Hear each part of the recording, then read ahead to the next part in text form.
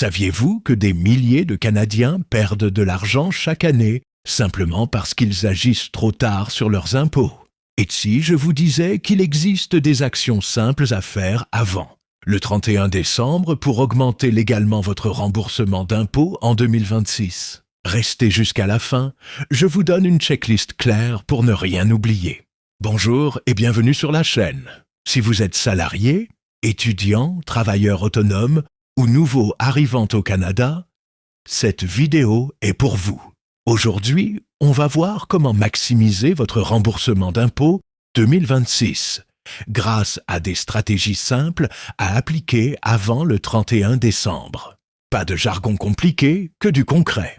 La plupart des décisions fiscales importantes se prennent avant la fin de l'année, pas au moment de produire sa déclaration. Une fois le 31 décembre passé, certaines opportunités sont perdues. C'est pour ça que la planification de fin d'année est essentielle si vous voulez récupérer plus d'argent aux impôts. Le REER, ou RRSP en anglais, est l'un des outils les plus puissants pour réduire vos impôts au Canada.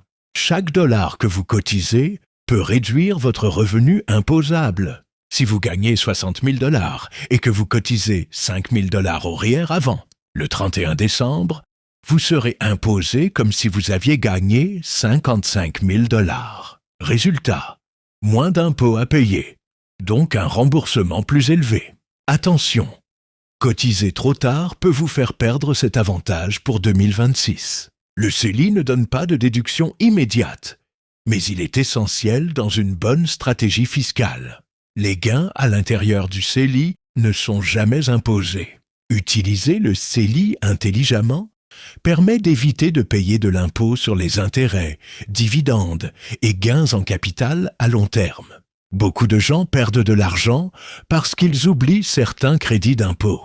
Par exemple, frais de garde d'enfants, frais de scolarité, frais médicaux admissibles ou dons de bienfaisance. Gardez vos reçus et assurez-vous que ces dépenses sont faites avant le 31 décembre pour être admissibles.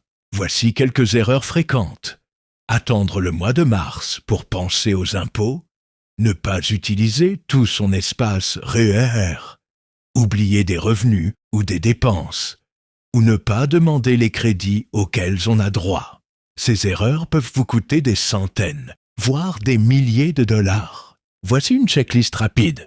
Vérifiez votre espace REER, faire vos cotisations à temps, regrouper vos reçus importants, vérifier votre admissibilité au crédit et planifier avec un professionnel si nécessaire. En résumé, maximiser votre remboursement d'impôts en 2026, ça se prépare maintenant, pas plus tard. Chaque action que vous prenez avant le 31 décembre peut mettre plus d'argent dans vos poches. Si cette vidéo vous a aidé, likez, abonnez-vous et partagez-la. Et surtout, posez vos questions en commentaire, je vous répondrai.